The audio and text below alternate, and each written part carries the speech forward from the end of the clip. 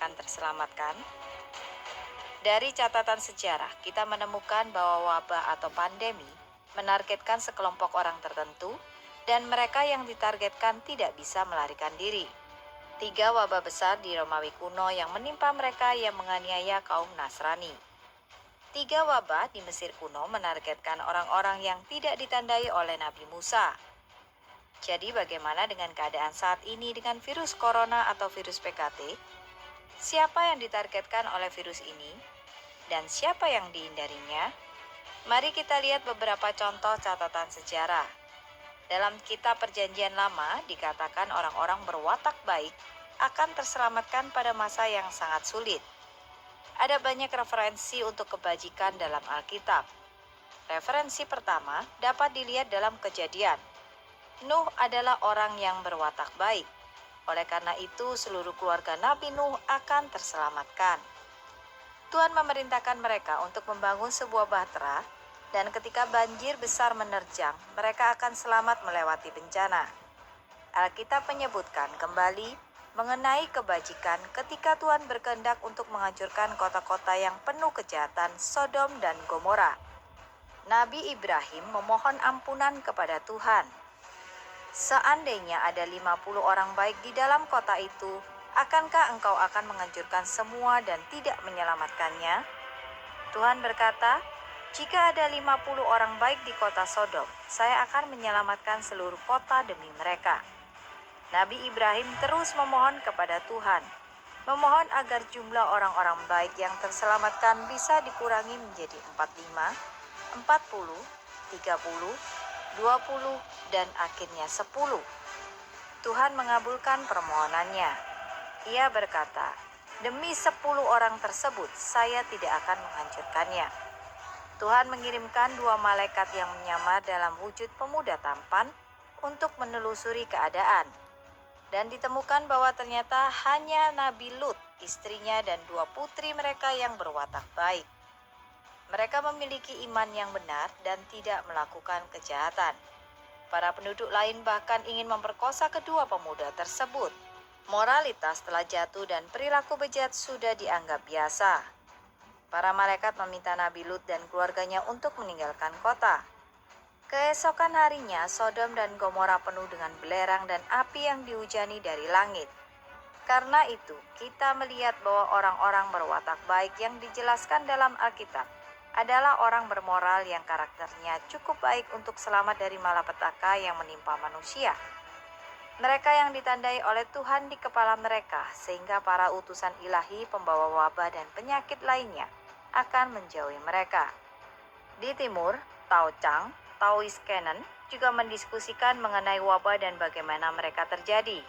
Suatu hari, dewa surgawi kuno melihat orang-orang di dalam dunia fana terinfeksi penyakit. Bagian tubuh mereka bengkak dan panas, tangan dan kaki nyeri dan menyakitkan. Mereka mengalami sakit kepala yang sangat menyakitkan dan sulit untuk makan. Setiap orang mencari obat penyembuh. Dewa surgawi kemudian menjelaskan bagaimana wabah bermula. Selama bertahun-tahun beberapa orang menjadi tidak hormat pada dewa, menyalahkan dewa atas kesulitan mereka dan menunjukkan bahwa mereka benar-benar mengabaikan dewa. Beberapa orang menggunakan sanjungan untuk mendapatkan apa yang mereka inginkan dan melakukan segala kejahatan. Sebagai akibatnya, mereka terinfeksi dan merasakan derita akibat wabah.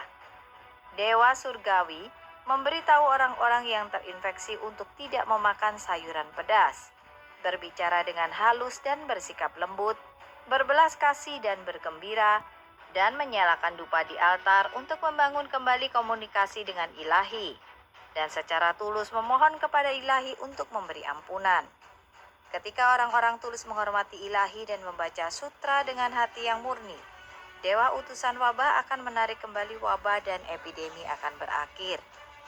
Mengacu pada kondisi saat ini, wabah yang disebabkan oleh virus PKT telah turun di dunia, sebagaimana yang diprediksi oleh Liu Powon. Lalu siapa yang menjadi target wabah ini? Dan siapa yang dijauhi oleh wabah? Kitab Wahyu mengatakan, dan dia, binatang buas yang menganiaya pengikut domba atau jalan Tuhan, menyebabkan sehingga kepada semua orang, kecil atau besar, kaya atau miskin, merdeka atau hamba.